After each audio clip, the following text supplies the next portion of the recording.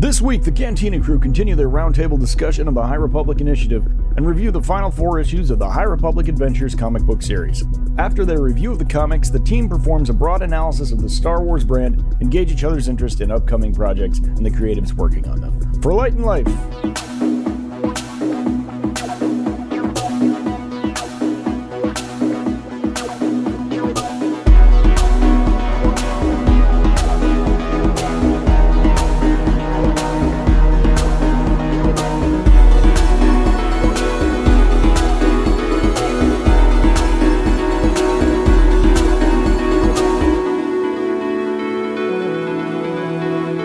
Welcome to Cantina Chronicles. This is a weekly Cantina crawl across the Star Wars galaxy where we have delightful discourse about all things Star Wars, including news, notes, and theory, synthesizing all media.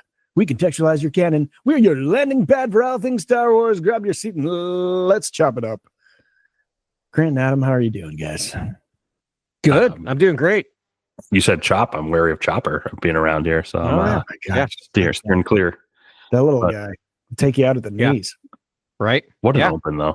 I'm so excited to do the show with you guys. It's so great to be back. It did feel like I was invoking a little Grex Kondak. I know we did it before, but when Grex used to get me that fired up, I used to be fist pounding, the air. Yeah. It's good start. Oh, yeah. That's how I get ready for work every day. Is I just do that in the car, get out of the car. I feel amped for the day. It's full contact number. I love it. Yeah, Star Wars guys, still awesome. I love that. Before all of our episodes, we start talking about whatever video games, blah blah, blah, and then it always just organically circles back to Star Wars. And we're like, and another thing, and this thing, and it's like, okay, now we're ready to podcast. Yeah. There's a reason we've been doing a podcast for 396 episodes. Yeah. Are we not the best served audience in nerdom though? It's like there's so much Star Wars constantly. It's nonstop. The content is wild. Yeah. I had a talk with my dad about that today. He's like, "Wow, they've really made a whole industry there." I'm like, "They really have, Dad." Yeah. No, it's true. My in-laws are constantly like, "What are you guys talking about this week?" And I'm like every week there's a new thing, and they're like, "That's a thing." I'm like, "Yep, that's a thing. There are comics. Yep, there are books. Yep, there are there are cartoons. Yep, there's lots of things. There's always a Star Wars every week." Yeah. Yeah, there's always more Star Wars. I know. I mean, High Republic is massive. So this is our part 2 of our end of the High Republic coverage, because of course it became a 2-parter because it did. Yep. Yeah, and I think we're going to cover some comics. Is that what's up? I'm going to say, do you want to actually start talking about High Republic Adventures episodes, issues 14 to 18? Yeah, the last thing for us to tidy up before we get to Trials of the Jedi, which came out this week, and I think we're going to cover it next week. Correct? Yeah. Quick side question: Are you all reading it yet or not? Just out of curiosity. I am digging in, and I don't want to spoil anything. But I didn't dig in for that reason because it's another fantastic novel from Charles Soule. It's really got the Light of the Jedi sort of prose back in action, and really sweeping you away from the start. So I love it. I can't wait to talk about it. Yeah. I'm a third of the way through, and I'll just say, he's doing exactly what you want him to do, which is pulling all the threads together in a wonderful way. So very happy so far. Yeah. We'll talk more next week. Right, just checking in. I can't wait to crack it open. I almost did last night, but I was like, no, let's do the pod. And otherwise I don't trust myself. I'm not like you guys. I'm not disciplined. I'd be like, oh, but if maybe something might happen, I would leak something. I'm reading it 10% a day because it's like methadone for me. It's like, I need to slowly pace this out because this is it. You know what I mean? Like I just tweak if I read this too fast and not have any more. Yeah. Right. So High Republic Adventures, so the younger comic, episode issues 14 through 18. 18, correct? Yep. Written by Daniel Jose Elder. Yeah. Lovely. And we actually start off centering on a character that we haven't spent much time centering on. I don't know if we ever have. Farzala. Yeah. No, a ton of Farzala time. Yeah. This is almost like these 4 issues felt like major Farzala sort of arc for him, for that character specifically, which was really cool because we haven't really had a payoff with that character, given that other characters have been floating through the Adventures comics. And, do you want me to read the intro? I just happened to go for it. Here. The beginning of this arc, it says the Battle of Eridu has begun. The Nihil commander, commanded by the Warden, savagely bombard Eridu City and Brifrong City from the land, air, and sea, inflicting devastation on the planet's scattered forces. Fortunately, Lula Talasova and Zine Morala have just joined the fray, mere moments after their marriage at the Arco Ryle Cantina. These young freedom fighters have led their rambunctious wedding party into battle. But whether these brave revolutionaries can change the tide of war against such a ruthless enemy remains to be seen. Yeah. And then we go straight to Farzala. Yeah. Quick side note. I love this idea that they're just after the wedding party going to fight a war. And I just think back to my wedding party. I'm like, yeah, I totally would have been ready to take on Nihil. Like, you're right. Just, like how everyone just straight from the dance floor to the streets of Brifrang City. To the armory, to the streets. Dancing to Rihanna's Love in a Hopeless Place and then just going to kick ass. Yeah. I love the art in these issues. I just really want to point that out first and foremost. This whole series. I just want to shout out the artist. Harvey Tolabau is the illustrator. And deserves a shout out. And Michael Atiyah did the coloring, which is like, if you're just packed with detail, packed with different characters, major set piece things. It's really beautiful panels across all 4 issues. And there's so much going on. I really, really hope to pick this up because you're missing out on some of the best Star Wars art out there right now.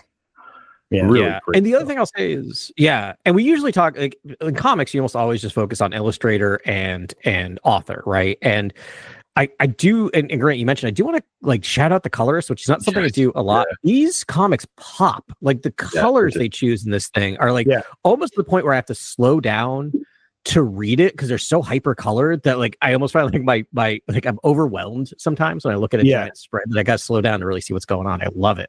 Yeah, super bright colors, a million of them, just the swirling tapestry of color. It's I imagine for anyone, it just like you're just glued to it with your eyes because it's so beautiful and so bright. Right. And so we have our heroes like fending off the city.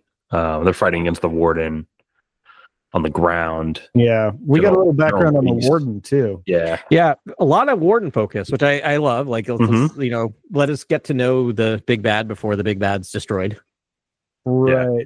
He looks awesome too. Like that's his real name is Herwint Tix, so that's why they call him the Warden. Because no one wants to be called Herwint in any galaxy. Yeah, definitely an upgrade. Yeah. And he was a protege of General Weiss, who is currently locked in battle against the Blade of Bardata, I believe. They're playing a cat and mouse game in the atmosphere. Both the planet. And so Herwint. Now I only want to call him Herwint. I like it. He's like screaming at one point. He has like teeth just all around his mouth, which I'm like, that's terrifying. His mouth scares me. It's a disturbing mouth. They do a good job. Top and bottom, it's everywhere. It's like a starfish mouth, or like is there some animal that has a mouth like that? It is like almost an octopus, or not octopus. Not an octopus mouth. Yeah, that's I know what you're thinking, but I can't think what it is either. Yeah, it is sphincter-esque. Yeah, sure. It is. Accurate, I was thinking butthole. Yep. I do love that. I'm just gonna move on. That like they make him equal parts terrifying and pathetic throughout the series. I just think they do such a good job of that. Like he just seems like such a petty person. You totally understand why he's just so obsessed with winning. Yeah. So he's there. They're fighting. Yeah. Lots of battling. Then we get the with fear, dealing with fear, and Farzala sort of internal, like he thinks it's the Force, but it's really fear. I think is sort of a. And then he senses something he hasn't sensed in a long time, and it's Obratuk Glee, his old master. Yes, which is very cool, and that guy looks awesome. Cool. I don't know what that mushroom species is called, but it's a very cool looking, basically mushroom person. And I think he wields like 4 lightsabers or something. Yeah, it's a mushroom with tentacles. Yeah. He's amazing, and he's like, teaching him how to dance, and it's like seeing that creature dance. Like I'm like, okay, all right, you did that. That's good. I can see what you're doing there. You can only like capture that in a comic book, right? And it's amazing. The species is called a Parwan. They are. Yeah. There was during Clone Wars, the Parwan Darwan was considered one of the best bounty hunters in the galaxy. So they've we've seen that species before. Yeah. But as a Jedi, terrifying. Yeah. But and it's like not clear. He thinks it's in his head, but like maybe there was a little bit of a Force Ghost situation happening. Yeah, I don't know. Maybe it was on it's that unclear. Yeah. Sort of, it did feel like it was mystical at first, and then it did feel like he was actually kicking butt on the battlefield. But it's that corner they kind of used of it. Yeah. But that corner they kind of painted themselves in with the fact that Qui-Gon is the one who rediscovered how to be a Force Ghost. Yeah. Like they can't do those things. So, but I like the idea of like coming through dreams and things like that or hallucinations. But yeah, I always thought that should be something that they play with if they ever come back in time. Like that's such a fun idea. Yeah. You can't have like it's so funny. Even like there's so many projects that they've been doing that are sort of tiptoeing around in certain spaces where they're. They know they can't do certain things, like, but they're, the rule of two, but they'll still have other Sith and other things happening and slowly build out.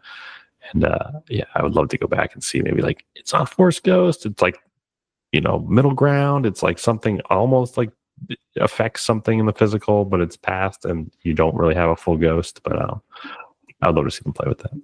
Yeah. I don't want to break the sad news, but the way these issues end is just devastating.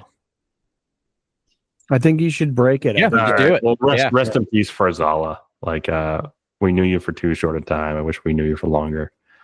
Except hopefully in trials, maybe there's an update on this, on what happens here. But maybe. I mean, we are pretty much ends with the whole maneuver. It was a bit of a sacrifice play. Yeah. But he was able to do it for the right reasons. And everyone's evacuating. He saved pretty much. He kept the city on lock, and then he has to sacrifice himself as everyone's sort of making their evacuation routes. I believe, right at the end. Yeah, and I assume he is one with the Force, but considering how many people actually survived the fall of Starlight's Beacon, who knows? I think my reading of it was that he might have actually made it, but my read was he's gone, but I trust your read more than mine. I have no idea. I mean, because I look at the final frame, it looks like it's pretty much like him just staring into oblivion or something, with all the masters, all the Jedi around, right? Which is a beautiful art piece. Thread. Yeah. So it's unclear, right? Like you just don't know. It does seem to be. I don't know. We'll see. We shall see. Yeah, we'll see in trials, but there is a pretty big explosion at the very end. I don't know. Yeah, it's a giant explosion. So and literally, so many Jedi have died the same way in vehicles. Like a lot of Jedi have died, or the Jurenni. Many Jedi have died in vehicles. Makes sense. Yeah, and literally the last frame of it is the warden going up in flames, like just his face covered in flames. I'm like, there you go, good. Yeah. What else? Oh, I want to talk a minute about Court and Zint. Oh yeah, Court and Zint. Like the Zint. Yeah.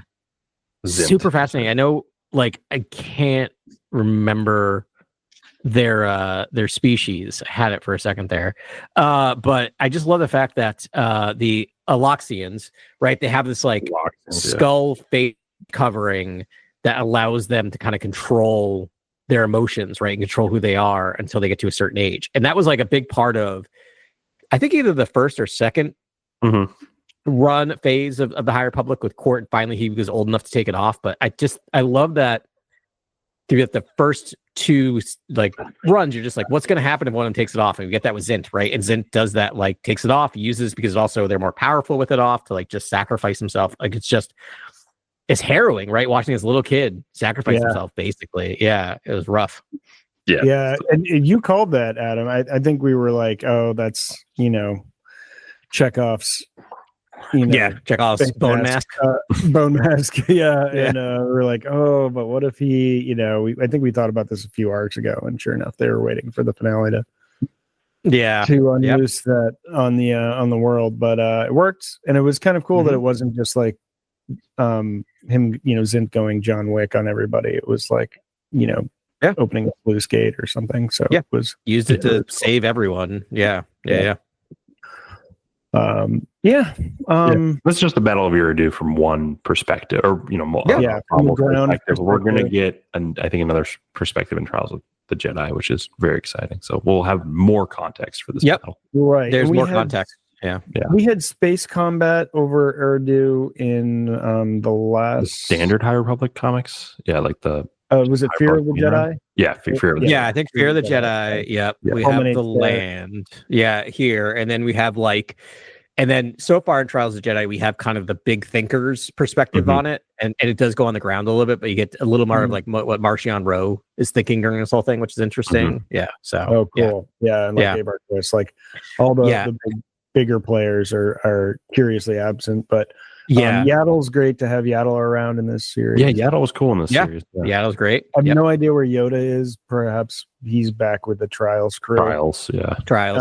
I assume. Yeah. So, but it was like he used to be the guy that was in this for like 4 pages, and he's like, "I've got to go," and then we never saw Yoda again. We also know that Pre-Tree Veter was the Grand Master of the Jedi Order, and then he fell in Phase 2 at some point, and then I think is a new Grand Master going to be knighted at some point? And is there a person in between Pre-Tree and Yoda, or is it just Yoda? You know what I mean? I'm guessing it's going to be Yoda, is my guess, but I don't know, right? Like he just might have been Grand Master for the last 200 years, right? 200 years, yeah. Which will be interesting. I feel like I'm trying not to pull a Ben. I'm trying to be real cagey about reading Trials of the Jedi, but there's some interesting stuff in there, so we will get there. Okay, I have theories.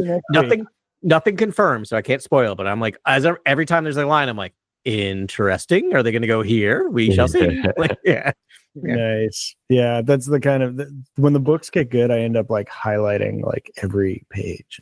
Yeah, it's hard. I'm like, this isn't going to be useful at all. The Charles Soule book, every other line is useful information. For an hour about the Wayseeker book is like that for me now. I am an academic. You've given it enough praise. Yeah, we have to do it. I know. That's true.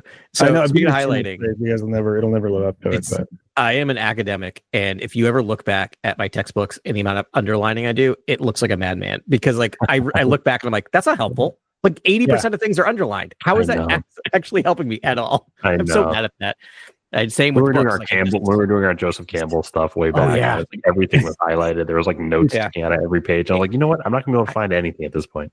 Yeah, I still have that. I still have that book. And I just look back at it. That was one of my favorite things we did on the podcast. Where I'll just look back. I look back at the book. And I look like a madman. Like I just like the amount of like chicken scratch and the side notes being like, frog person equals Jar Jar. Like just like The notes are insane too.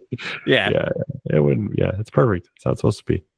Yeah, indeed. So I guess there's not too much else to talk about with this. I mean, it's really cool action. Like it's check a great run. Lots of cool internal fear and overcoming fear and stuff like that. But really cool action. Really good art. It's so good. I don't want people to think because we're not going deep on it that it's not worth reading. It is really good, but it's very linear and it's very much just telling the story of the Battle of Eriadu that like really beat by beat, really great to follow because sometimes we talked a bit about last week. Sometimes it's hard to know where everything's going. And I think Daniel Jose Alder, when he gets cooking, really knows how to tell a story that's very succinct, but also just so action packed. Yeah. Right. There's so many moving parts and everyone's kind of doing their own, their own part of the mission. It looks like all hope is lost. And then, Farzala turns the tide. And some, they start getting some reinforcements too, which is, I'm sure we'll get in Trials. Because there's a third party that really helped out in Fear of the Jedi as well. So, you really get a tide turning feeling in this section, which is great. Yeah. I'm ready for the end of the High Republic. I don't know. After this, we're going to probably cover Wayseeker after we do the High Republic, which is more of the High Republic. And Justina Ireland wrote it, and I am glued to it. Like it's kind of like I love that. I'm so excited. Yeah, it is true. Yeah, it's still within. Like it's one of those books that's like, okay, you just wanted to get some like sidecar onto Acolyte and connect it to like in a way to the High Republic, but it's just a great book. So you're saying it's like a catalyst or a Rebel Rising? It's like that's the thing, though. Project. It's a really well done book. Some of those really work. when they do And, that. I mean, I don't even know if it's like essential reading, but yeah, I mean, I guess because I'm so fired up on High Republic right now, so I'm like, oh wait, what happened? Who is that person there? Like, what happened to that person? And because they mention all, her friends, and she was looking back. I'm only halfway through it, so I don't really know the full thing. But it's just it just fleshes out Indira and Vernestra in such a lovely way, and I don't know, it feels fresh. It just feels fun. It just awesome. like I don't know. I'm just like partying on it. So we'll talk about that. I don't know if anyone's going to get this, but the encyclopedia for the Acolyte just came out, and some informational tidbits got released. And one of them was that it states that OSHA, and I'm gonna look up the thing here. Okay, May met Chimere and his master in 134 BBY 2 years before the series started. So what that confirms is that 200 years before the series started? 2 years. 200. I was like, 2 years. what? Yeah, 2 years before the series starts.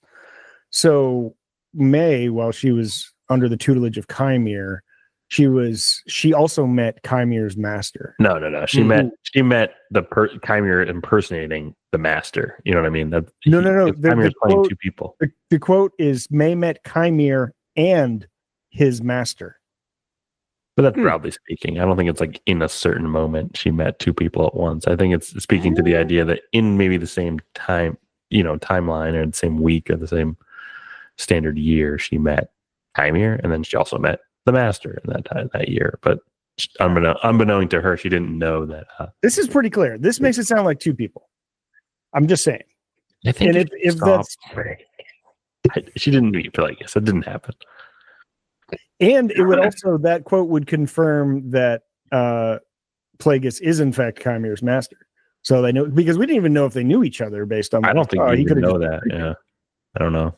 Bro, I'm just saying, this is fact in the world. Go, if you get an aggregator for Star Wars stuff, you're going to see some wild headlines right now based off of this. There's weird stuff for Ahsoka. There's a lot of weird stuff going on out there. But I'm just saying, if I'm going to take this as what it is, I mean, maybe they're not paraphrasing it right. Like that's big news if true. Well, but also feels like a Darth or a Cypher Diaz situation where it's just like, Cypher Diaz was a misspelling by George, which now led into this whole thing where I'm like, well, now this is canon, so now you have to deal with this. Like, it is now, like, you can't go back on this. So that is now. But we don't know Chimere's master is Plagueis. So like you're saying Chimere and his master. We don't even know that Plagueis is Chimere's master. Right. We would have to assume that. You'd have to assume that after he's prowling and skulking and sort of spying on him. Whereas, like, wouldn't your master just saunter out and present themselves? And not the DP I know. No, I always assumed in that scene that he was pull the strings. I always assumed in that scene it was still Chimere's master. He's just like, I don't know, being a creepy dude. It just felt I love that scene, but it just felt like it very much feels like they just need to throw him in there, and it felt really kind of funny. But like, I feel like, that's his master. Yeah. It was like a Sasquatch sighting. That was the most exciting moment of live action Star Wars I think I've had maybe ever. I love it. There's nothing in Mandalorian that made me like screen. Power slide across my living room floor like Darth Plagueis. But just like that's one of my like bone fingers, like sort of like, wrapping around the rock that got you. Like nothing got me there because nothing was said, and it was not enough for me to really chew on. So I was a fan on this Plagueis, bro. That's all I cared about. Just visually seeing Plagueis. Just visually seeing Plagueis in a live action Star Wars. Sith. I'm on board. But it was the most clear divide between Carly and I have ever seen in the Star Wars, where I was just like, yeah, and Carly's like, who's that? Yeah. And I'm like, oh, that's right. You would have no idea what this means. I'm so glad you asked. I can't help but think from that angle at the same time when I'm watching Star Wars. I'm like, what does the general audience think about this decision at this point. Whereas if you punctuated with maybe like a line or some sort of motivation shared, something that brings people in, just something. I think it would have been than the super meaniest effective. meme that's ever Yeah, made. it's an ultra meme where it's just. Yeah. I will use it forever. Don't get me wrong. It's a hilarious, incredible moment. We've got Darth Plagueis in live action, which is spectacular. But at the same time, it's almost like, I need the second season. I need to know. I know. The most interesting aspects of that show all have to deal with its villain, and the villain is barely mind. It was show. All the last third of the season, I feel like, where it's just totally dialed in, where we're like more about Chimera. But it's just so funny. I just feel like anytime I watch a Star Wars and I'm like, oh, they're making it for me, I immediately walk back and go like, they probably shouldn't have been making it for me. Like, like you're not letting anyone else in on this parade. Like I don't really, fan service doesn't like, that word's just thrown around, but it's just like, that moment did feel like fan service to me, and I don't know if that's extremely helpful when it comes to a very Dark Lord like that. You need very small fan, something at its core to really make something like that pay off. I think. Yeah. Let's we talk about this for a second. So who knows that Darth Plagueis is a moon? A moon? Is it? It's just those who read the book, right? Like it's not in much else, right? About. I just think Wikipedia Palpatine and seen the Plagueis spiel. Him being. But I guess like what portion of Star Wars fans do you think know what?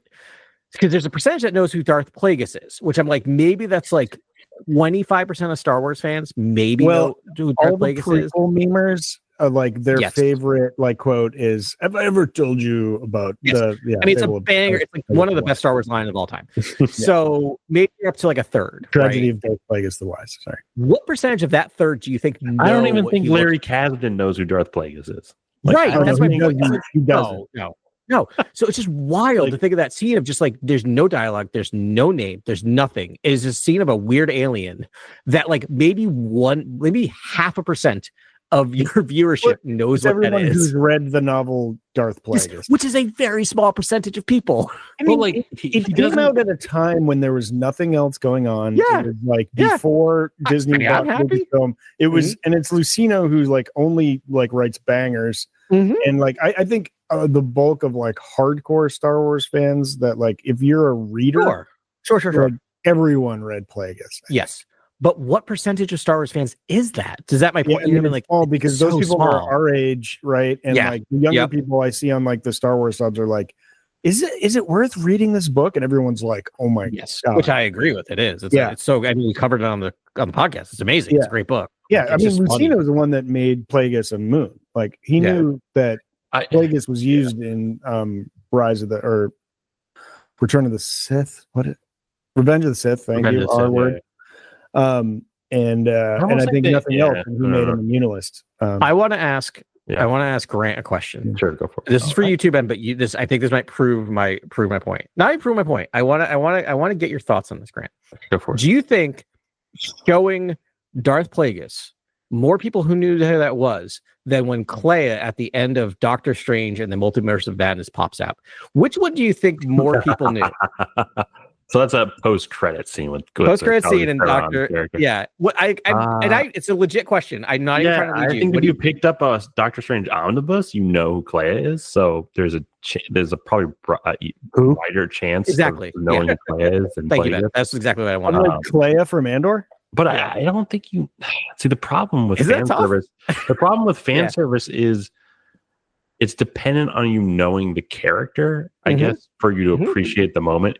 Yeah, for it to mean anything. But the Clea moment, I wouldn't say is fan service, even though it's a post-credit fan servicey moment. It's almost like she has dialogue. She's setting up a next adventure.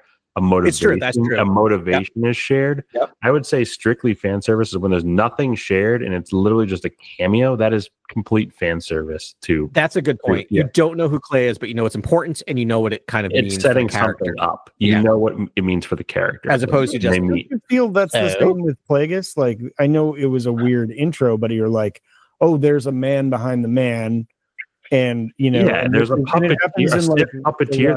That's like written their MO. They like have to be that way. So it's like it's not instilling anything new or sharing a motivation. It's sort of like You're just to infer that he's not the end of the line, right? Which Ben, to go along your side, he does. I mean, we've talked about have to do an Acolyte rewatch. He does talk about his master, right? Like he does talk a lot about the fact that he has a master, right, or he has someone above him, or he so I guess that is. So I guess when you see that moment, you at least put together quite a bit, but you put together that he's been playing two roles and sort of basically playing a trick on May the entire time. By impersonating the master, giving her orders, and then joining her as this like befuddling fool named Chimere, who's secretly a Dark Lord of the Sith, or a Sith in training. Yeah. And but like for me, it's like I just want to talk about this quickly before we do a rewatch of Acolyte, because I think there were instances in which Plagueis could have made more sense and been introduced subtly and slowly in ways that didn't feel like a pickup shot of like the day they're rapping or whatever, and it's like, let's just do this out of the cave mouth. It's like, what if it was like the tree on the planet, where they come from, that tree they keep going to. I almost thought you were at some point going to get a weird robed figure who's like talking to one of the girls, and it's shrouded in mystery. Like you do not know who that is, but they're close to a virgins in the Force.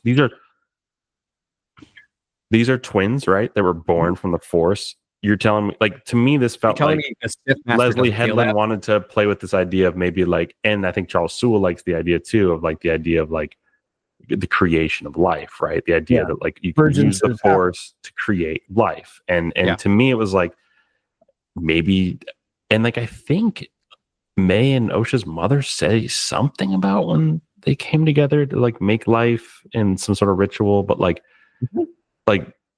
someone else helped or something else was there. So like I felt like Plagueis could have been involved in that, and I felt like you could have had him overwatching his science experiment even closer than he was, and like that's what I was kind of missing. I mean, right? If you do that, then Plagueis is kind of a character in the whole thing, lurking in the shadows, and you don't really know how he's connected, but he's there. Be like, because if you establish he's got a laboratory and he's doing experiments. And then it's like, then you establish his connection to the witches, like, and he's following this, and like he sees them have the breakthrough with the virgins, and then the wheels start turning in Plagueis's mind. Yeah, that's the whole thing. Is there's almost a moment where I think doesn't someone fall beneath where the witch's stronghold is, and like I was like, is there going to be a lab down there, and our minds going to be blown that like Plagueis was on this planet experimenting with the Force, created this virgins, and we would have like. Yeah, it could have been an old abandoned lab. It could have been an abandoned lab. It could have been like there could have been trace evidence of this. Like nothing that anyone could get leads on at all. And like it could have been very shrouded mystery. But it was very much like, let's just do a Caves cameo. And I don't know. To me, it could have been a little bit meatier. Yeah, and I mean, I don't want to take the power away from the witches, where it was like sort of Plagueis that showed them how to do this, but like he could have been a co-conspirator with them. And it takes the witch's magic as well as his like, hey, I'll show you how to make life because I know you don't want to bring new people into your coven. You rather just kind of multiply, and I can help you. Yeah, it's very simple. You could do both things. You could have Plagueis there and not take away the power of the witches, because what you could have is Plagueis feeling this virgins in the Force, right? Feeling this power coming, spying on it, like, and just feeling this creation of life, and that fuels his obsession with this idea of creating life. And he's there, and then you have that scene because he's just watching the twins, like trying to figure out how did these things come to being, right? And that you just get that whole thing. I think part of it is. This reminds me of like I just think it's like too cute by half sometimes of just trying to redo what Star Wars did, and I feel like what got in their head was like the Emperor is the biggest bad of the biggest bads in the Star Wars universe, and in Star Wars A New Hope, you get his name said once, not his name. You just get the Emperor referred to as once. The Emperor has disbanded the Senate, right? You hear that. Yeah. Episode 4 or Episode 5, you get a view of him through a hologram, and then 3, you see him, right? And I feel like they decided they needed to start at 1, and I'm like, you should have started at 2. You should have. You didn't need him in the whole thing, but you needed him a little bit in there to illustrate there's a bigger bad there. It's so funny that you say that, because like I think the biggest error in the way of crafting Star Wars stories today is like using the films and what has come before as the model upon which you need to carve your own path. And I'm it's bigger than that. Yeah. And I'm like, okay, okay, just because we didn't know who the Emperor was doesn't mean we don't need to know who Snoke was. That's the dumbest argument on the planet. Honestly, I don't understand that argument. I agree. We should now move on and expand further than ever before, and sort of explain things. Explain things deeply, so I can feel deeply about the things. Right. It's very simple. Like I don't know what to care about anymore in Star Wars if you just kind of just like, oh, it's just like A New Hope. Oh, it's just like Empire. Oh, he's Obi-Wan. Oh, it's that. It's this. It's that. It's this mirror. It's this reflection. It's this inversion. It's like we have to get out of that space of just sort of like doing Star Wars math essentially, and just like duplicating things. Like we really have to figure out new space. Not to start this, but that's why Andor worked, right? Andor feels very Star Wars, and it decided not to do any of that. It just told a story in the Star Wars galaxy that still felt like Star Wars, but was completely not just redoing greatest hits. Yeah. I mean, again, I watched this like YouTube video before we got on just to sort of like prime myself thinking about Star Wars, but it was about, it was titled like George Lucas's relationship with the sequels. But it really wasn't that. I mean, a lot of it was sort of this person's retelling and their perspective, and it was kind of a cynical view. But I mean, ultimately, the moral of the story was, and I don't think he was wrong. It's called Pyramid something. They got scared. Like they had success with Force Awakens, amazing success.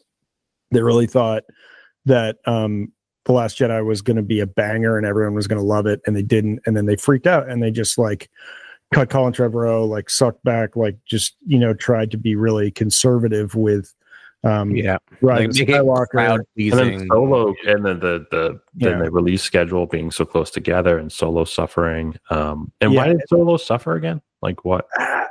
Like why? I don't really know. They don't, this person didn't talk about it. And I mean, we've talked about this topic a million times. Like I think it might have been Star Wars fatigue, and like, the fandom was pissed for whatever reason. It's not Marvel. It's not Marvel. You treat it like Marvel. Yeah. The like mono online fandom was pissed about The Last Jedi.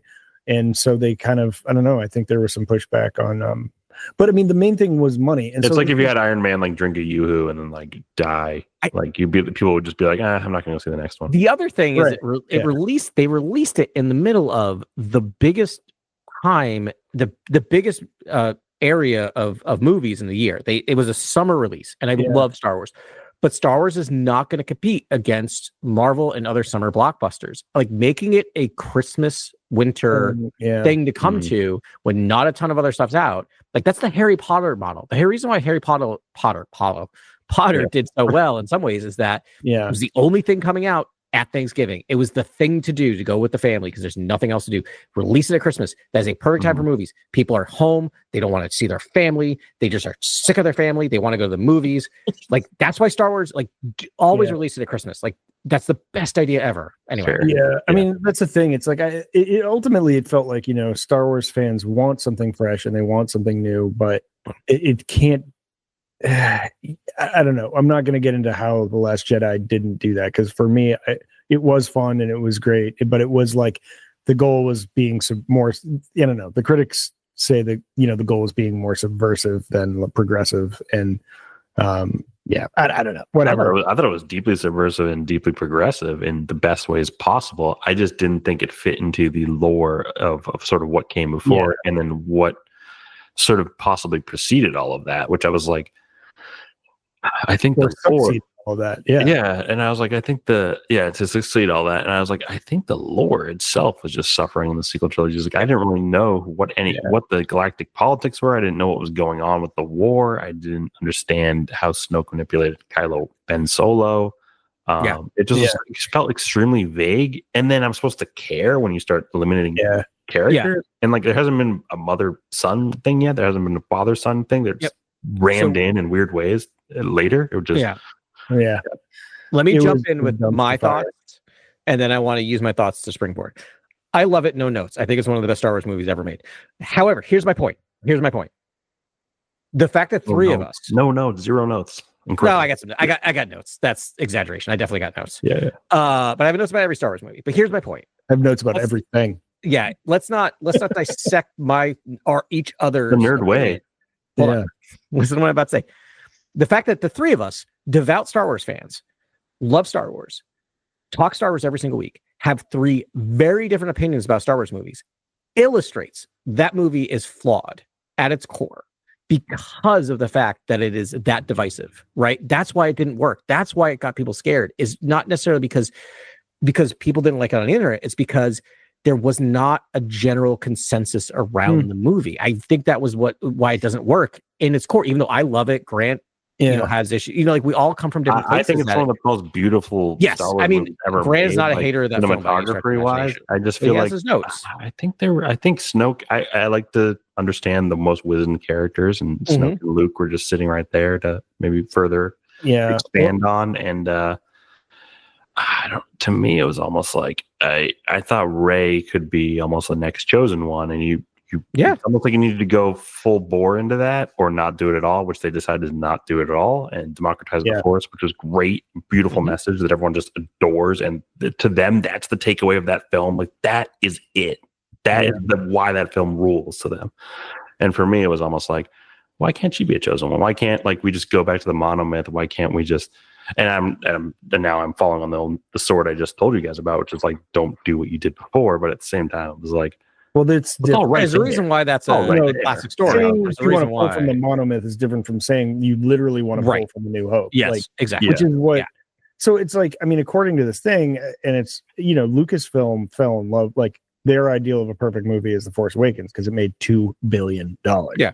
One of my least favorite. I don't even like that movie. But I have gripes with that movie too. And then we saw the full imitation of J.J. Abrams when they were just like, all right, just get this last movie out. And it just, I mean, I have to finally come back around because I'm like, well, it shook hands in a lot of ways with I think the problem I have with The Last Jedi is the Finn portion of them. I was like, I thought Finn was like a lead. Like, I thought he was like part of the trinity of your Rey, your Kylo, and your Finn. I thought Finn was just a major component to the movies, and he's shuffled away from Rey and the Force stuff, and his Force sensitivity that is clearly apparent in the first movie. Obviously, Kylo Ren can sense his presence, his life presence. It's like there's something there, and I just felt that was juggled in a bad way, where it just focused on Kylo and Rey, and I really wanted more Finn and.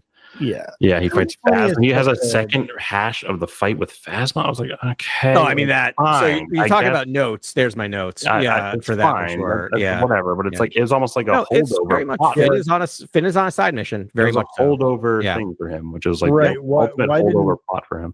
Why didn't Rian Johnson touch on the Force with him at all? Like he didn't see that part of he didn't understand that at all. Like that was crazy. But it's like that's the thing is it's like so the sequel trilogy was really kind of empty at its core where it came down to the lore stuff. It just didn't. It didn't. It was so disjointed from movie to movie that when it was time for the lane to land the plane, they just like it didn't feel like it. And then Ben Solo's fall is explained by Mark Hamill, and you don't get to see it or like truly understand it and understand the depths of that. Like I was like, we could do that. We could explore that in a way where I care about these characters. I don't need to see another person follow the dark side. But so my thought with the nope, it's gone.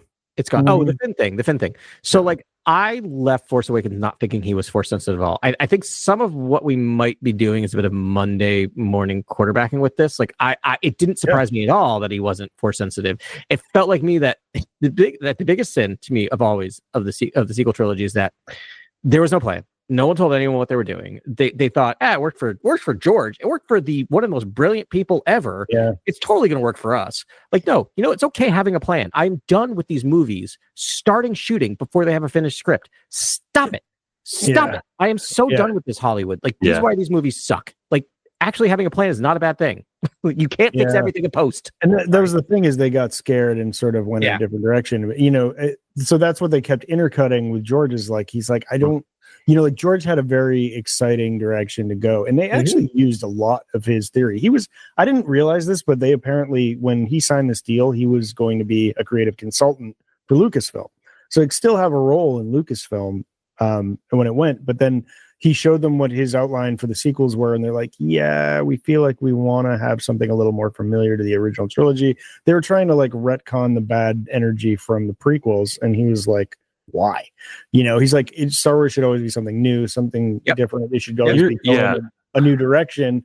And they were like, okay, but we're going to do this. And he's like, fine. And he went his own way. And, so they went a little conservative. They didn't push it enough in the distance. And then when, Last Jedi did do that, they got backlash, they just like completely chickened out and went back to like, let's give them familiar, give them the New Hope again. But here's the thing I'll say about The Last Jedi is I don't think it did it. I don't think it actually did something new. It just subverted, right? Which is not necessarily doing something new. It's just doing kind of the opposite of what everyone else did, as opposed to like, as love them or hate the prequel trilogies, those things do not handshake. I have nothing in common with the original trilogy. Yeah. They're very. That's why I love them. I was so enamored with like just the first sequences. I'm like, what am I looking at? Yeah. I mean, brand new technology, but like also just like different the story. Vibe was so new. And Star Wars. Yeah, and you got to think, without a plan, Rian Johnson made pretty much a masterpiece with there being no plan. Like it's an incredible film to make when there really is no third movie that's in concrete. You know what I mean? That's an incredible movie to make. But at the same time, Adam, when you say you don't want to see another character fall to the dark side, you're kind of like, I think you're just simplifying the fall to just Kylo Ren. Whereas like, I think it says a lot more about Luke Skywalker than Ben Solo, the fall. I think the fall would tell you a lot. I think you're right. Yeah, that's a good point.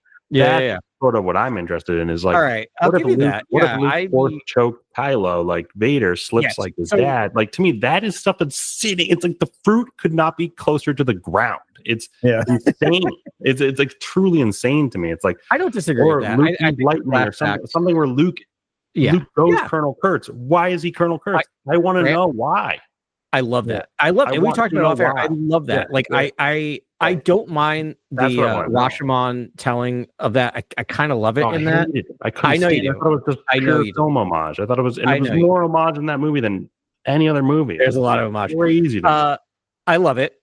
However, we don't have to argue. Again, this just proves my point that this is why The Last Jedi fundamentally does not work as a Star Wars film, because you and I are, the three of us are three biggest Star Wars fans, and we're still arguing about this however many years before. Like that doesn't work. We still do it. We do it like once a month. Broken it. There's shows that something's broken. I know but it's a great. I honestly like the movie. It's a good movie. I just feel like it couldn't be more far off from what lore I was thinking they would present. But you're right, Adam. No, you're right. You're saying with all of us having a disparate view of the film, that it shows it doesn't work. It didn't really capture the entire fan base, which a great Star Wars film, we think today, if made well, can capture everyone's imagination and bring everybody under one, tent to basically. It's a big tent, like Tony Gilroy keeps saying. It's a big tent. Let's keep making more Star Wars. Exactly. But like nobody's under that tent. We're all in different tents right now, and it's. I would like to be under one big tent with everyone again and watch the crawl and get excited and. Really be there with everyone, but I would love to see that return. It's a crazy redemption. Can I time us out and talk to our listeners for a second? Go for it. Okay. Here's the thing. We talk a lot about this off air. Grant has his criticisms of The Last Jedi. What I want to make clear is none of his criticisms line up with the I almost swore real bad, line up with the trolls or the bots or the racist or the awful people on the internet. Grant has really valid criticisms from a film perspective. That the thing I want to say is every time he launches one of these criticisms, my initial reaction is like, I totally get it. Doesn't bother me. Does that make sense? Like I acknowledge what you're saying and I hear what you're saying. It just doesn't bother me for whatever reason. But like, so I just want to make our listeners realize that it's like, I want Grant to feel comfortable speaking about his criticisms because he has really thoughtful criticisms that are based on film and based on like storytelling, not based on stupidisms. But Grant, I want to go back to this thing. I every time you pitch me something about The Last Jedi, I wholeheartedly agree. Like, Thank you. I feel insane over here. No, because here's the thing. I love the way Rian Johnson did it, but then you pitch me something else, and I'm like, to take it a different way and show Luke almost falling to the dark side because he's afraid of his nephew falling to the dark side. Exactly. It's fascinating. I would have loved that. Schrodinger's fall. Yeah. And I feel like George would have been more willing to do that than Disney in a lot of ways, right? Because it paints him too dark. It paints Luke going even darker than he got in The Last Jedi, which that's another thing, which I think that George left Luke as being sequestered off in exile somewhere. Like he was always supposed to be a broken old man. That was all George. And I love it. Old Luke.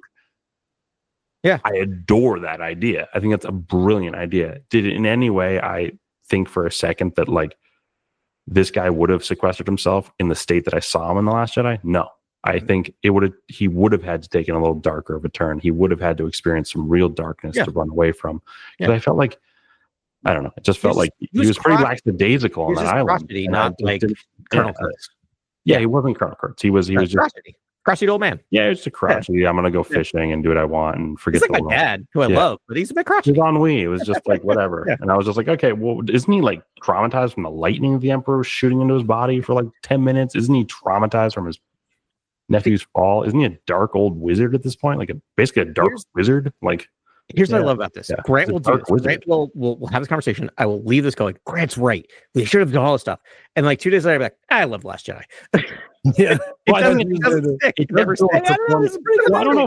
if Mark could execute on what I'm talking about. I mean, like, I love him as an actor. I think he's a brilliant actor. Know. Yeah. Based on what I'm talking about and how I've pitched with you guys, it's just like, maybe that's not, maybe Ryan got him into a nice sweet spot where, crotchety old man who has his misgivings about the galaxy is just like, how are you gonna optimize Mark Hamill? There's no Brando, is that what you're saying? On it now. Mark Hamill's going to be nominated for Best Supporting Actor this year. For Life of Chuck. It's going to happen. Okay. It's going to be great. I don't know if he's going to win. I'm calling it right now. It's going to be a lifetime achievement type of thing. They're going to nominate him just because he did a good job and he's in a film. Yeah, that's cool. On it now. So maybe there's a sweet spot. Maybe Ryan didn't nail it. I don't know. Who can say, right? But like I agree that I feel like here's the thing. The Last Jedi, I love the fact that we're still this year just breaking down The Last Jedi. It's a great movie. That's actually the sign of it being a complex and interesting movie. 100%. You can still talk about it. Subversive movie. It's like part of me feels like that is the most creative film, Star Wars movie you could possibly have under the Disney auspices. And that's not with no plan and sort of just pushing forward the narrative. Pull away on Disney. I'm not trying to do that whole thing, but Disney is a corporation. They're trying to make successful films. The thing about the prequels is that George was running it. It was all under his money. He had final say. It was the most expensive, biggest independent films of all time. He sold it. Don't blame him. He's done wonderful things with that money he sold it for. He was also tired. He wanted to give it away. Great. It is now sold to Disney. That money. Yep. Right. I love a lot of what Disney's doing, but they're not going to take giant risks. That is, they are risk averse as any company that size is going to be. So they can only do so much with this property. And I felt like that's why I might love The Last Jedi. That's as far as they can go. That's why film homage feels like the safest thing. Yeah. So that's kind of why I ding it for some stuff like that. Because I'm like, it's like Go Rashomon. Oh, it's like Wings. It's to get this shot. This thing is this moment. It's this like Wings. Yeah, the Wings. Not the Nantucket private company show from the late 80s, early 90s. That's what I thought you were referring to. Is it the first Academy Awards winner? I think might have been Wings. Yes, picture. Something or other. I love that I'm loving this conversation, guys. That's last week. Yeah. Well, I just think it's fun because everyone's kind of afraid of this territory, and I love to bulldoze into it. And it's and I'm not coming at it. I think it's a spectacular. I think it's an expertly made film. I love The Last Jedi. I have my misgivings about The Force Awakens. I feel like The Force Awakens at least sort of created fertile ground for a lot of the mystery to then spiral out. Half of a perfect movie, I think. It's great. It's a great mystery box. I mean, do I think Jakku feels sparsely populated and that the Nima outpost feels a little bit barren and like we could have done a little like it feels like it was shot during COVID. It felt like it was shot with like no one around. Like there's parts of the movie that just feel weird to me. Does it just turn into Star Wars halfway through again? Yeah, does it just turn into Obi-Wan sneaking around the Death Star? Yes, it does. Like there's issues with it. It's Death Star, but is it bigger this time? But does the Harrison Ford Ben Solo moment is that great? It is. It is great. Yes. And that's actually that moment sort of like is a nice denouement for like the whole thing. And it's and when Rey catches the saber, it's another big moment where it is one of my favorite Star Wars moments of all time. I still choke up every time I see that moment. I still choke up. I cannot wait. My daughter so wants to watch Force Awakens. Sure. But we're just like, can you just watch? We just want her to watch the Ewoks. We're like, we'll get you with the Ewoks, and then we'll go to Force Awakens. You can see your female. Like that's all she does. Like see all my Black Series. Why are you forcing the Ewoks on your poor daughter? She's gonna love them because she's cute, bro. She's gonna love the Ewoks. Okay, all right. That's what's gonna get her hooked. She's gonna love these little cannibals. That's gonna go well. Oh, come on. I mean, yes, we all joke about that now as like, embittered middle-aged men. But like here's the thing. She loved Chewbacca. Second Chewbacca came up in like the first one, she was just like, who is that? I love that thing. And was just laughing her head off. Still watching Chewbacca all the time now. It's great. But she comes to my toys and all she does is like, is that a girl? Is that a girl? Is that a girl? And she's like, actually downstairs. There's Ray and Leia right now are downstairs in her play bin. Like that's it. Great. So I cannot wait to introduce her. So because of that moment of just her grabbing the lightsaber is one of the best moments in Star Wars, I will argue. And what I'll say about moment everyone can get behind too. There's like there's nothing in The Force Awakens that not everyone can get behind, which is and it could be safe, and it is safe. And for me, and like again, we're nerds, so we're critical of things even if they're already just sufficiently doing well, and whatever it's trying to whatever it's set out to execute, the movie did well. It's great, but as a nerd, I'm constantly like, well, this could be better, and it's for me, it's like The Force Awakens does feel like retready and things like that. There's issues there, but at the same time, I think everyone could get behind it. So it was a fine fertile ground for a first movie. And I often say I often say The Last Jedi is my favorite of the sequel movies, the 3 films. I think The Last Jedi is the best one, hands down, best crafted, most complex and interesting narrative, most interesting sort of character pivots, turns, sort of inversions of what we've seen before and subversions of what we've seen before, like really, really cool, provocative moments throughout the film. They're like real, but all the provocative moments felt like pleasing different sort of like different sections of the fan base. Like it didn't feel like each one was something we could all get behind. It was like, this is now this group of the fan base love this moment, and it's like that's their moment. And it's like Han and Chewie back in the Falcon. I know it was a meta moment, but like, come on, you don't cry every time you see that. No. I think we're talking about I'm talking about TLJ now. I'm talking about no. That's the moment everyone can get behind. I'm saying TLJ does the same thing with the Han and Chewie moments, but it does that for like Luke drinking green milk, and I think that's for someone. I think Luke and Yoda sitting together in front of the burning tree. Luke and Yoda. That was my cry out loud. I agree. I think that's the close, but still didn't quite get me. Right? I think that's a great observation. I think the more I think about it, it's like, yes, there's no moment. They're like, you can point to moments, even Rise of Skywalker, which we don't have to break that down, but there are still moments where there are everyone in the theater got together, right? There are moments with that, like that get everyone together, and there's none of those. I agree with you 100%. There's none of those in The Last Jedi. I think that's a great observation. Yeah, I think I'm mostly concerned with where is this going in the future. Like, what have we learned? Right. No, what has Lucasfilm learned? And we got a bunch of interesting up and down like live action things. I think Andor is a masterpiece. I think Skeleton Crew was fantastic. And and like that was new, and so they could be trending back in a more like, okay, we know what we're good at, we know what this is, and I think they've recovered. A big part of this though is still the money. Like it's always got to be a balance between creativity and funding and profit, frankly. And so I just read a thing where they flat out, there was a quote, and of course I can't find the person who said it, but Acolyte was canceled because of money. That was it. It was like nothing creative. It wasn't for anything else. It was super expensive as a show. It was way too expensive. It was $280 million, and like Andor was a 12 episodes or like 24 episodes. There were massive issues with Acolyte though. It was also glaring. There were glaring issues. But they're saying it was money. Like they just can't. But it was also another $300 million. Hold on. Yeah. Part of what they're hiding behind though is COVID costs. That was shot during when it was super expensive to shoot stuff during the COVID like the COVID stuff that made film budgets and TV budgets. I'm just saying quadruple. So part of that's just agree that money plays a factor. Yeah, but my point is like, would season 2 be that expensive? Like, could you? Because the other thing is like if it deserved it, give it season 2, cut its budget, and see if it can come up with stuff. Like but Mando, they do a Mando season for $120 million. Yeah, so it's like, here you go, Leslie. You got $120 million. Do your best. Yeah.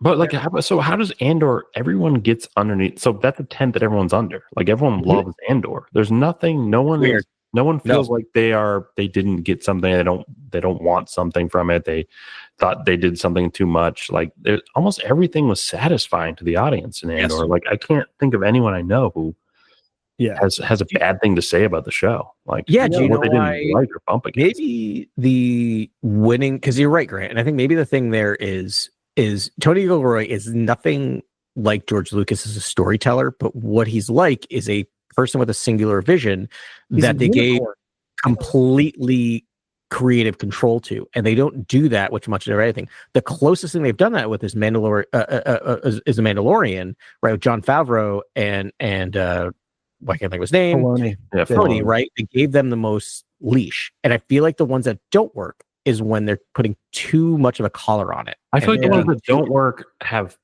hollow characters. I feel like the ones that work, really that's care a good point about too. the characters, and really care about the characters. I mean, Cyril Karn is a character that a lot of people find distasteful and fascist kid who grew up but Tony Gilroy loves this character. He thinks every aspect character. You understand him. He sympathizes with the character, and he wants to create a journey that feels realistic for the character, and therefore it's a great story. And I feel like when you start to treat the characters or you base them on the projections of characters that came before them, or base them on plots and character arcs that came before them, and invert them or subvert them or do what's unexpected, but mirror and echo, like do those things, you don't care about the story you're telling. You're just doing fun poetic things to sort of rub your own marbles, and it's like I don't know what that term means, but I just feel like it's the only thing. I like that. I'm going to start. I love it. I don't know, but it's just like for me, it's like I just don't know. I mean, if you want to rub your own marbles, and I don't know what it does. I don't know what it does for everybody else, because I feel like I want to watch these characters that you love and care for, and that you're going to have a hard time doing anything with. Given, I want to say two things about that. One, Skeleton Crew, I just want to bring up because I think it is the closest thing. It wasn't completely successful, but in a lot of ways it's doing what you're saying, Grant. It's like those 4 core kids, I think they did a really good job of understanding each of those characters. Everything made sense from those characters' perspectives. There are other people on the film. And And the other thing I was going to say is that I wonder, and Grant, I want to get your thoughts because you're a storyteller, is that like it's chicken or the egg, right? Is that like, so if you have a good handle on your characters, it feels probably easier to tell a story because you can just be like, I know who this character is. I know what they would do in this situation, right? Like my feeling is like it leads from that. Like when I've done a couple of the things I've done in stories, like when I have a good handle on a character, I almost just think about like, what would this person do in this situation and kind of like game it out in my head. So the question is like, does that come first, or is it just like, I don't know what I'm trying to ask. Do you know what I'm saying? Like, I think it's just talk. In the earliest germination of the character, you do want to cheat a little bit as a storyteller, and you do want to create the most poetic outcome that also plays into as many other stories that are concurrently, happening as well. And so I feel like you do want to find a satisfying end. I would think you'd have to know the end. So with having no plan is really detrimental, because if you don't have an end for a character, when you're setting out to make movie 1, that's really dangerous, because then you're in just international waters, just chaos. Treading and being hoping hoping this comes together. Whereas you almost need to have every character's demise planned before you even start principal photography day 1. It's just like you need to know where everyone's going. And I think Gilroy had a great idea of where everyone was going in Andor. Like I think he knew and he said knowing where Andor ends was super helpful. And I'm like, and I think knowing your end is probably the most important thing you can tell any storyteller anywhere. If you want to create something great, really know your end, and you are going to stretch it a little bit. You are going to create a character from the very start that is going to fit some grandiose poetic end, but only in knowing that end can you actually grow the seed in the first place. I mean, that makes sense. And so that brings me back to like Poe, right? Like the great example of a character in the wind.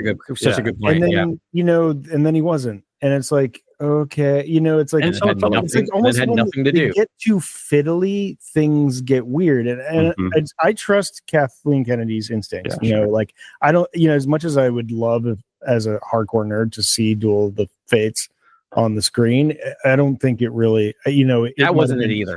No, that was not it. Yeah, Ray Solara or whatever. And she pulled the plug in that, but I mean, I think it just comes down to she needs people that she can trust, and I think she trusts Tony Gilroy with her life, and and with her career. And it's just like, but Gilroy's kind of a unicorn, man. I mean, Mangold is a stud too, right? And it's like, where's his story? Like, he's still working on that. Hopefully, that will come to pass. But like, I hope. I don't know. I just don't know if Star Wars needs to go back. Be made by like 60-year-old, veterans that have been in Hollywood for 30 years. Maybe it could, but I feel like we don't need like fundamental Star Wars right now. Like going back and making it almost more esoteric and religious. It's like such a weird idea to me. I don't think now's the time for that. I think the Starfighter idea is smart. I think maybe pushing forward smart. I think sort of getting back to what the sort of like, grand scale space opera adventure thing, like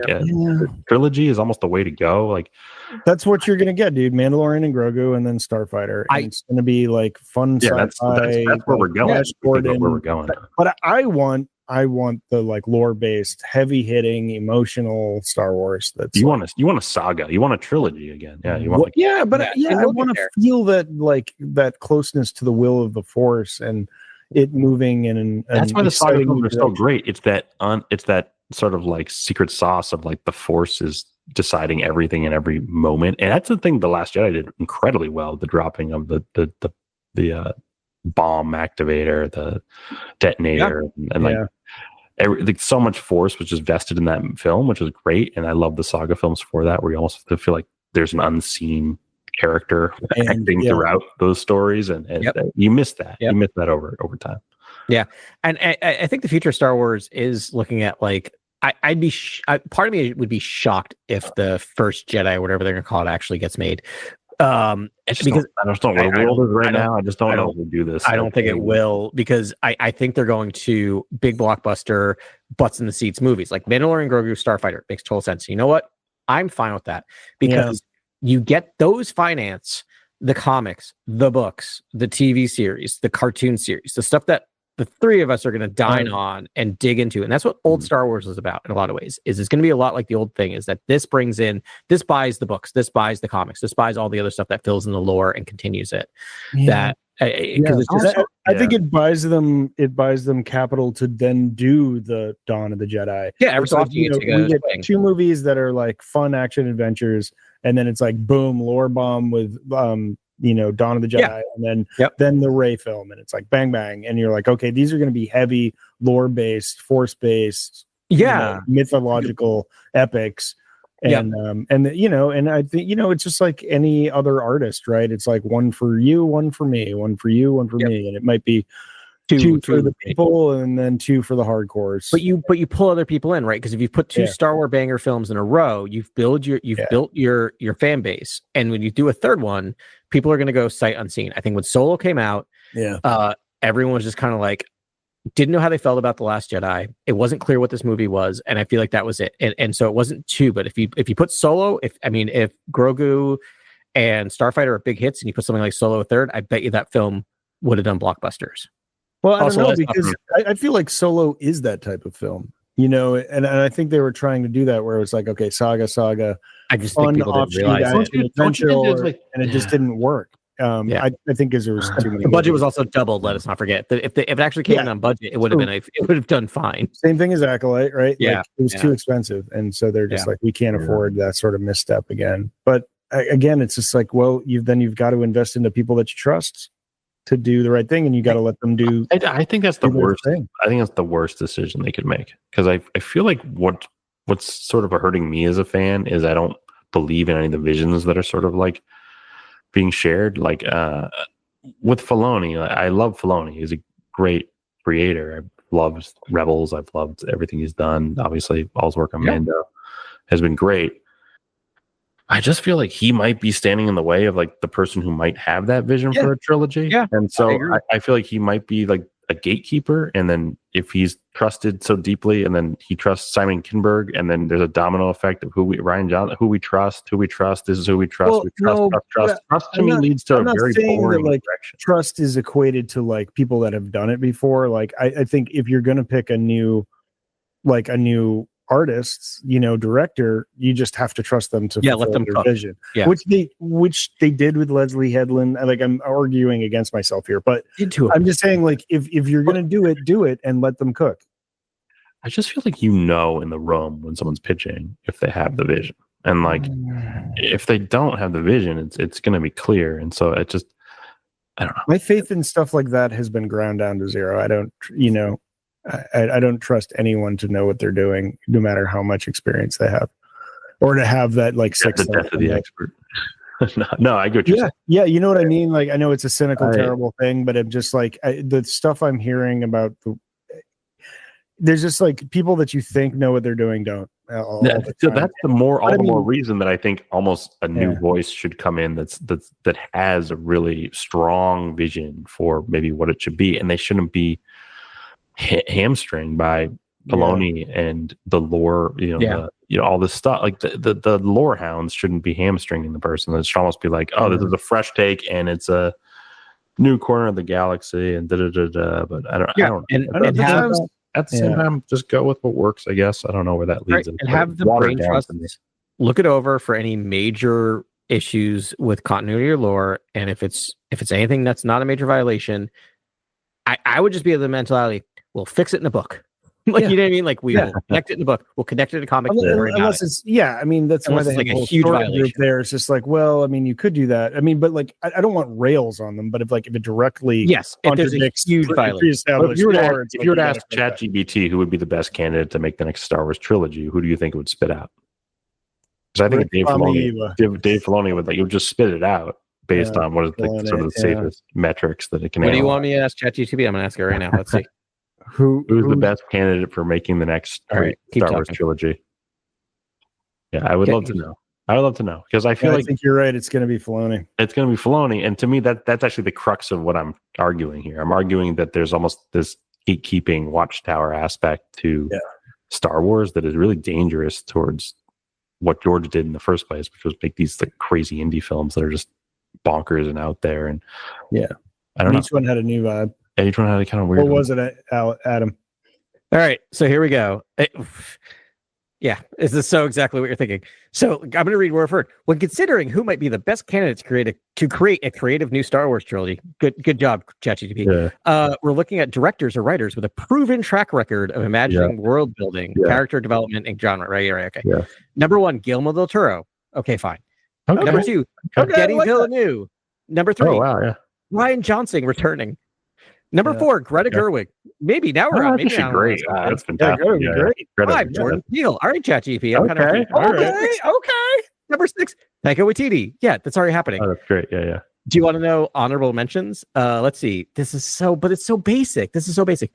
Yeah, it's not bad. Lana or Lily Wachowski. Yeah, fine. Christopher Nolan and Ari Aster, but it's just picking the biggest filmmakers. Just listening to our podcast and resetting what we've said already. Okay, but you want to? This is ChatGPT's creepy. So do you want to know? So it has known for strengths and potential fit. It doesn't. So do you want to hear its stuff? So Guillermo del Toro, possible fit, could bring a darker, more mythic, fantasy-driven edge to the Force or Jedi lore. Sure. Yes. Yeah. I don't agree with that. Right. Yeah. Would excel at a cerebral, atmospheric take on the galaxy's ancient history, possibly the origins of the Jedi/Sith. Maybe. Who is that for? That's Villeneuve. Yeah. Oh, yeah. He would do Jedi versus Sith incredibly well. Yeah. Let's see. Gerwig could humanize Star Wars with emotionally driven characters and tackle themes like identity, power, and rebellion from new angles. What does it say Johnson will do? Johnson, I was going to say, already planned to develop a new trilogy focused on unexplored corners of the galaxy. His approach could break Star Wars out of nostalgia loops. All right, yeah. I mean that's exactly what I was saying. We're breaking Star Wars out of this. Yeah, didn't work the first time, Ryan. Yeah, I don't know if that's what you need to do with it, but yeah, okay. Number 5, Peele could create a Star Wars trilogy that explores political or psychological dimensions in a highly original genre-bending way. Okay, yeah, sure. I agree. Honestly, I would be happy with any of those. Yeah. No, that's cool. Not bad, GPT. But it's so exactly what we don't want Star Wars to do, which is just pick the 10 biggest filmmakers and give them a Star Wars. I know. I mean, I wouldn't hate that. I know you. I mean, we know, man. You're so AI basic.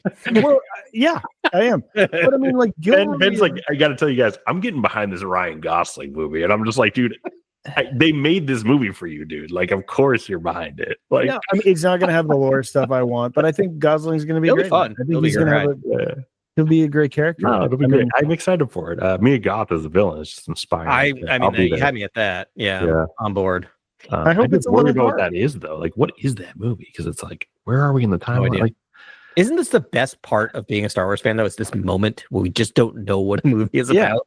Oh, it's better. Sometimes it's better when you don't know what it is. It's always better. It's the same thing as being a sports fan. It's like the preseason and lead up to the best part of being I'm so excited to be a Browns fan right now. And then talk to me in October and I'll be like, I hate being a Browns fan. Oh yeah. Did you like that speeding ticket this past week with Kadir Sanders? I mean, that's a lot better than some of our other previous quarterbacks have done on the offseason. Good point. Yes, really good point. I will take some as long as he's opposed to, speeding ticket. As long as he wasn't speeding to a massage parlor. Right. Oh man. Oh boy. Anywho, this is the best time, but we've got a lot of time for it because we're not going to see a Star Wars movie for a hot second. We really are. Less than a year. Are we less than a year out? Next summer. Yeah. May, right? Grogu in May. So this is like 11 months out. the worst time to have a Star Wars movie, according to Adam. We'll see how it does. I think it'll be fine. We have the Kinberg trilogy. That's still happening. Yes, Kinberg's happening. Yeah, we don't know as far as we know. Give it a month. I mean, the Dark Phoenix 3. I'm ready. We don't. Oh my god! What's the next one? Oh yeah, the Starfighter is the next one. So Starfighter's next. It's going to be like 27, 28. That's like shooting right now. That's like they're shooting. Getting going soon. I think it's going to start shooting in September. I think it's a little scary. It's like I have a script. We're going to go in. We're starting. I know it better be finished, but it's not going to be finished. Stop it, Hollywood. Have a finished script. Have it locked. But it's Starfighter pilots in IMAX. I mean, sells itself. Sure. I'll be there opening day. I'll be there. I'm sure I'll like it. The words and we'll probably all be there opening day. I want to go on a movie day. We will, and we're going to do exactly what we did last time. We're going to watch back-to-back showings. Like this is a thing we do now because it's the only way to consume Star Wars. We'll wear a wire. Yep, that's right. I guess it'll be May. So it'll be better than when we did it in December and we were shivering in the back of your car talking on lav mics. Yeah. That was so funny. That was awesome. Yeah. Our at a theater reactions to the Rise of Skywalker were hilarious. I didn't even think that was so. I don't know. When I saw Last Jedi for the first time, I was blown. I thought the Last Jedi was very surreal when I saw it. I was like, is this the canonical continuation of the Skywalker saga? Incredible. I was like blown away by just how like it just veered and swerved in ways that I didn't think you really could do. I thought it had to be like more adherent to the monomyth, which it was, but it was just at the same time I thought of like classic sort of like earnest opera, but it was subversive, breaking, nostalgia loops opera. And then like when we got to the Rise of Skywalker, I was just like, what? Like these reveals felt like insane. They were every 5 minutes. It's like and this. I will always remember two things about Rise of Skywalker. I was sitting next to Grant. And the opening crawl, like the dead speak, and like you and I looked at each other like, yeah, we're in on it. And then Ben, you might want to timestamp this because I'm going to swear. And then crawl didn't feel real at all. That was crazy. We all walk out, and Grant turns to us and goes, "So Palpatine fucks." That was the first reaction to that movie, and I'm like, that is burned into my mind anytime I see that film. And I'm like, thank you, Grant. That is amazing because the cloning is not explained in the movie. It's not clear at all. Yeah, it's not clear at all. It's he has a granddaughter. It's by blood in some aspects if you take it at face value. But there is cloning tanks around, I guess. I don't know. It's very unclear. Yeah, but that's my favorite moment of all Star Wars. I was so certain that they were going to have what's his name, Matt Smith. Matt Smith as a young I was so certain there was going to be some young Palpatine action because like it would have been amazing. The Dark Empire comics and I mean, actually, if you were ever going to do like an origin story, like a flashback, like if you're going to be like somehow Palpatine returned, like why not show that? Like be like Palpatine from a child, Palpatine turning, Palpatine like going thing, like almost that's like an Aronofsky montage. I love that, dude. That'd be crazy. Almost, like the first act is just like it's like I honestly, origin story. that was the one thing where it's like, you talk about breaking nostalgia loops. I'm like, we could break the actual structure of the storytelling in Star Wars more, because that's actually what I was thinking we could break is like, hey, let's see flashbacks. Hey, let's see what this crazy art piece that Ben's talking about, the Emperor sort of growing or something like weird, like really weird. And like you see Peter Jackson's not afraid to do that in Lord of the Rings, and it works. Almost every little interstitial little like flashback or sort of just like weird obscure moment where it's like a history of something that's happening. You're just like, this is incredible, and it doesn't take you away from the story so much as it enhance your understanding of characters and care when they die or when they fall or whatever. And so it's like, I almost want to see that break more than just this, we have to be bombastic and in the moment and the media res. The bombastic and media res, quick ensemble adventure story that's what's wearing thin on me. I almost want a little bit more. We're getting 2 more of those films in a row. I know we're getting back-to-back stars. Yeah, that's so. What they are doing is doubling down on that in the feature film space, which is with Starfighter and Mando and Grogu. It's in media res, bombastic. Blasters. They want a 4-quadrant global hit, and they want 2 of them. Yep, that every country and every language. I bet the Mangold film will destroy structure in terms of I would think better. So, I don't know, man. Like so here's the thing. I might be one of the biggest naysayers. No. One of the biggest Indiana Jones and the Dial of Destiny apologists. I still actually really like that movie. But that movie gives me less faith in Mangold to do a Star Wars film in some ways, because I don't know if it'll go. Bad title. The title's bad. The title was awful. The title's the weirdest title ever. And there's stuff I get. Like again, it's similar. Every time I hear a critique about that movie, I'm like, yeah, I hear you, but I liked it. I liked it too. I didn't think it was awful. I thought it was just like. Awful, but that's the problem is it's just not. Again, from a person who loves that movie, it doesn't take enough risks, and I'm a little worried that when Mangold plays in other people's territory, he plays it too safe sometimes. But then you got Logan, right? And Logan's awesome. Logan's awesome. And he did mess around with what was available. Way darker than everything else. And was that not the first R-rated like 20th century Marvel movie? He's got more real estate in this movie than he did in Dial of Destiny. So that felt a little more. Again, weirdly. It's like put him in his own sandbox and just let him cook. And I think that's the plan. And I guess it's true. It's not a single character he has to do certain things with. It's a whole universe or galaxy. And he can do whatever he wants. It's like, guess what, James? You get to really kick off the whole galaxy, no pressure. That movie's never going to happen, right? No. Okay. All right. Clear. It's almost insane to reduce it to like the earliest days. Like that is just insane to me because it's like, it's the complete opposite of the media res style that it's always been. And it's like, oh, let's go back to the beginning and explain the first Force users and crafting a lightsaber out of like sticks. Like, it's just like, does anyone care? Like, I don't really appreciate your tone, Grant. When I care. Lightsabers made with sticks. I care. I think it's awesome. I don't know. Is that so I just said it, and I know this is something I'm all over the wall, probably because I've had like 3 beers and I never drink this much anymore. But I just did a I think my favorite and most least aware Star Wars quote is I care. I care. Literally when you guys are talking, I was in the background going, I care. That's hilarious. Oh, that is actually an underserved quote. I do it and I'm like, oh my god, I'm just like Luke. Trying to get kissed by his sister. I care. No, that's amazing. No.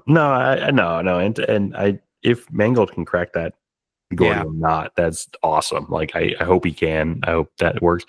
I just feel like there's obvious areas to go in the timeline. Like an obvious area for me to go for my own wants from the lore is like the Jedi Sith War or the end of that or just something with the Sith. Like have your Sith Luke Skywalker. It's very simple. Like invert that where it's like this person is not learning from Obi-Wan. They're learning from Dark Obi-Wan. You know what I mean? Like flip it all and do a giant trilogy again. And like, are you saying subvert Star Wars?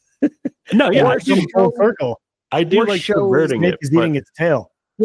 Or show the actual redemption path. Like I talk about this all the time. Is like one of my least favorite things in Star Wars is I'm redeemed and now I'm dead.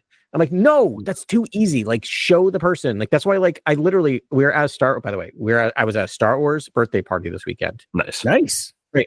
I wore my like Hawaiian shirt with like diagrams of AT-ATs and like all this other stuff. I was like the little 4-year-old kid went Star Wars, and I'm like, you're right, buddy. It is Star Wars. Right. Great. I was like, a Star Wars. All the parents are like blown away, and they're like, "Did you buy this for a party?" I'm like, "No. I own this and 3 other Hawaiian Star Wars shirts. This is just me on a day. This is a regular day. I wore this last week for no reason." You look down, you're like, oh yeah, this is a Star Wars shirt. Yeah. But like my daughter could care less about all the Star Wars stuff. But like they had stickers, and she took some stickers, all Chewbacca, by the way. But they had a Ventress sticker, and I'm like, I gravitated towards that, and I picked it out, and I'm like, why am I gravitating towards this? I'm what like, that's era why. Ventress? Dark side, Sith, because it's red lightsabers. Yeah. But the reason why I'm drawn to it is I'm like, oh, this is a character that actually has like lives and has to deal with what she did and is a redemption arc, but they're not making her like wholly good. Like I'm like, give me that story of someone, like give me what happens if Vader actually lived. I mean, don't tell me that. But don't you want like, it doesn't matter who the lead is. It can be any gender, any person. But it's like, don't you almost want like the Obi-Wan story, but you can't trust that Obi-Wan or something? Or like the Knights of the Republic 2. Have you ever played the Knights of the Republic 2 game where it's like your master is essentially an untrustworthy sort of gray Jedi character where it's like, wow, I don't know if I can learn from this person. And you're almost like, it's almost just like a different way to explore that that trilogy. They played with Skeleton Crew, but they didn't quite nail it. They didn't quite go far enough. They play it safe, and they too early hinted at him a little bit. But I do love that. Great, I love that. Also in the Starfighter show, like who are the enemies? Are the enemies going to be like the Sith remnant essentially? No, I don't know. It's going to be. I think they have to be pirates. I think they have to. I hope so. Sith remnant, where like it's very Geiger, like Vanta black ships and like red and like very dark side. So what if in a very overt way? Cool. What if the result of destroying the last Sith, right? Like, so let's assume Palpatine's actually really seriously dead, and everyone underneath him is dead, and now you have this idea of like you've done is dead. Like there's no Palpatine anymore. He's not coming back. So what you've done is destroyed the rule of 2 completely. So you just reawaken the Sith army because now there's no more rule of 2. It's just a ton of dark side users creating like a patchwork government or whatever. Like love it. Like reawaken the Sith army. Yeah. That'll be great. And then they're like vigilantes to start, and they're trying to quell this. But I love that it's like they smash the Hornet's nest, but all the Hornets escape, and now they're just like around, and they're, it's just like elements of darkness everywhere in the galaxy. Well, it's got to for Rey to fight in her film when she comes up. So like Rey will then from the Starfighter, if it takes place 6 years after Rise of Skywalker, doesn't have to set up some bads for the galaxy. And I hope so. Yeah, it gives you an idea. I would love it if it was a ton of like all of these Sith acolytes are flushed back into the galaxy out of the unknown regions. Yeah, I mean, the past 10 years has taught me anything. It's like when you think you destroy a master or you destroy an evil person, you've actually just uncovered a whole other nest of bad things underneath it. And could you get almost the Emperor's hand with Mia Goth in a way? Could you almost get that? There you go. Love that. I mean, and you start like uncovering all these other like people that were always there and you didn't know about that. I mean, this is the Sly Moore argument. We're just like, show me Sly Moore. Right. Show me Masameda. That was the one thing where I think so Andor swerved away from giving us that fan service. I know. It's like we heard the inklings about Sly Moore. Zero. He knew what the show was, and he wasn't straying from it. Like something like that would have completely derailed his vision for the show. And I understand it. I still would have loved it. I know you just one barn woman walking around. You'd be like, you couldn't just put a bald woman in the background and like a dirty look from like Mon Mothma. But to Tony Gilroy, the characters matter so intrepidly that you can't just not do it. Everyone reacts, right? No one would get who that bald woman was except us. Here's the thing: everyone reacts to art they created previously, right? Even George did that, right? If you watch the prequel trilogy, you watch him react. You watch him react to the Jar Jar reaction in each film. Like you just see it. You just see him going less Jar Jar because people hate Jar Jar. He just does. So like everybody in 10 years is going to love Jar Jar Binks. I know. The 2 clunkiest moments in Rogue One is the Dr. Evazan moment and the C-3PO R2-D2 moment, right? And those are the two biggest fan service. So I'm sorry I went back and watched that. And like, fan service no fan service because of that. So there's they're not really need. I mean, superfluous. Them mentioning Sly more was the fan. That's exactly that's the depth that we got to. Yeah, that's what it was. Which, by the way, I mean, pretty cool. I appreciate it. The screenplay, we're losing our delegate mind, 1, though. delegate 2, and then Pablo filled it in or something. Like it's kind of what I feel like was written. But you know why that works? Because here's the thing: Carly and I were watching it. This is always my, she's my sounding board. Love Star Wars. Does not watch anything but the shows and the movies.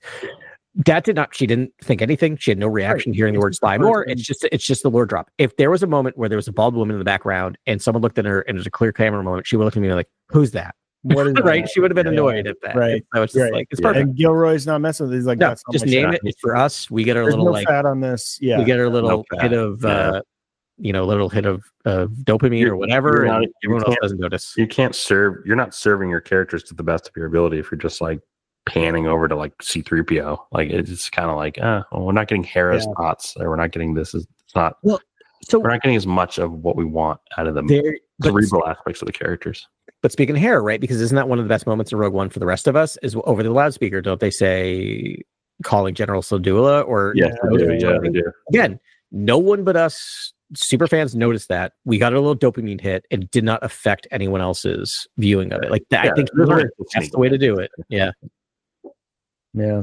I'm excited. Well, we got Trials of the Jedi coming up. I know we just talked about the actual films and what we have upcoming in. But I wanted to do that though. For some reason, just tie. I mean, whatever. It's not really tying the High Republic into everything else, but just like you know how we are. We want to talk about Star Wars at large, and we haven't done it in a long time. It's very, being in this corner of the High Republic, which has been fabulous. Yeah, we'll put a cap on it, next week. I mean, the end of the beginning, really, because there will be more.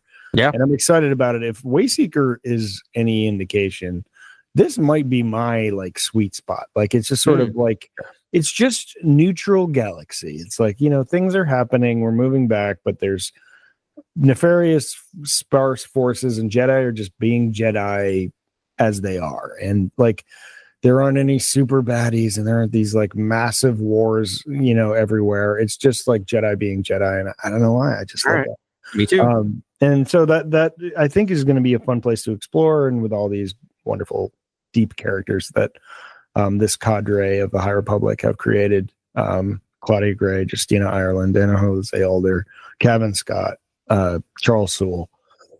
It's dope. Charles Mann, and others. I know. I feel bad. There's Lydia Kang. Right? Lydia Kang, yep, that's right. Yeah, I think that's it. Sorry, they were late comers, so I think we named the core, like the original core. Yeah, the original core. And by we, I mean you, Ben. Royal we. You named them all. Yeah. And they George Mann. It is a tight area, and they have very focused stuff. But it's like, okay, now let's just explore these fun characters and see how they do. So. Yeah, there's going to be a lot of good stuff to come. We'll see how it goes. We're getting closer to our 100th episode of Cantina Chronicles, which will tag on to the 300 episodes we did of Core World News before we got fired. And so, that'll be our Pillars episode 100. We're getting there. I'm front selling this. We'll have to do villains. Star Wars. These are what's that?